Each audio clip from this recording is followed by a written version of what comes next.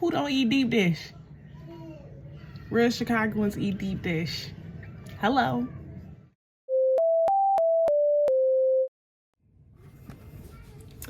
Hey guys, welcome back to my channel. I just wanted to say happy 2026. This is my first video of the new year. This video will be on my Giordano style deep dish pizza. It's got spinach, mozzarella cheese, homemade pizza sauce, chicken sausage, bell peppers and onions. Delicious. First things first is the pizza dough. We're going to start out by adding 1.5 cups of warm water to my stand mixer. I recommend checking your yeast to see what temperature it recommends. But now I'm going to add in my pack of yeast, and I'm adding in some sugar to feed the yeast. Give that a stir and allow it to bloom for a few minutes. And once you see the bubbles, that always indicates that your yeast is alive. So now we're adding in 3.5 cups of all-purpose flour. I'm adding in a generous sprinkle of fine salt, about a teaspoon, some olive oil, and that's it. Those ingredients will give you pizza dough. This is really good, simple pizza dough. We're going to go ahead and mix this in the stand mixer. It took me about 7 minutes to get a cohesive ball of dough.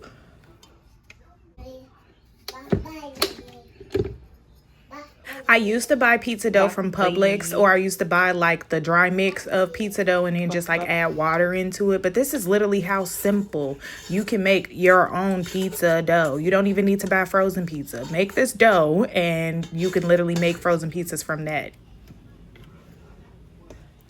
I like to add about a tablespoon of oil on top, because most baking recipes, when it's time to approve a yeasted dough, they'll tell you to add it to a different oil bowl. But I already have this bowl, and it's clean for the most part. It's the same bowl that I just used to mix the dough. So I'm going to knead this with the oil, and at the same time, this process is oiling our bowl. Boom. The proofing time of this dough is up to you. If you want a thinner crust of pizza, you can use this like 10 minutes after letting it proof. But for me, I wanted, of course, a little bit of a thicker dough, so I am going to let it proof for an hour. And this is after an hour. It has doubled in size. And I'm just going to roll my dough slightly larger than the vessel I'm planning on baking it in. I am going to use my cast iron skillet, the biggest one that I have. I greased it up with some ghee, transferred my dough. It was a bit messy, but whatever, the job got done. I'm pressing the dough into the pan, poking it with some holes, and now that that's in the oven par baking, I am cut up my cheese.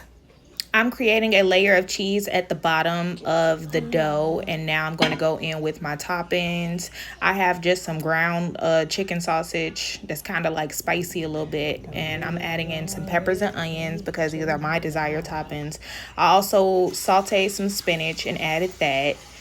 And I'm going in with another layer of mozzarella on top. At the restaurant, I think they add the sauce just on top of the toppings, but I wanted more cheese.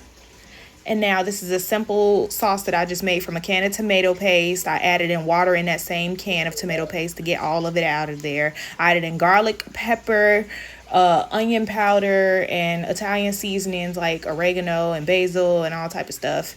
And now I'm just going to pour that sauce on top. You don't want your sauce to be too thick because, you don't want it to be too watery. You want it to be on the thicker side. So that's why mine is a little bit thick. I'm going to bake this at 425 degrees for 35 to 45 minutes. Yes, you do have to wait that time. That's the time you even got to wait at the restaurant if you go to a deep dish. So boom, this is the finished product. We're going to let it cool for at least 10 minutes before cutting, because as you can see, it's very jiggly.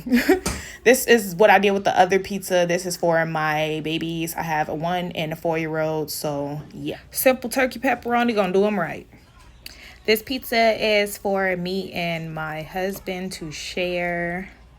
I'm just going to go ahead and cut. This is after I let it cool I let this cool for dang near like an hour, y'all. I ain't even going to lie. I still got a cheese pool. Still retaining some heat. It would have been more of a cheese pool if I would have cut it sooner, but I got busy. Doesn't this look delicious? Oh my gosh. So bomb. When somebody from Chicago tries to tell you that we don't eat deep dish, They're lying. Who don't eat deep dish? I wanted to thank you guys for 1,000 subscribers, 1,000 plus. We're gonna keep growing. We're gonna keep going to the moon, Lord willing. The sky is the limit.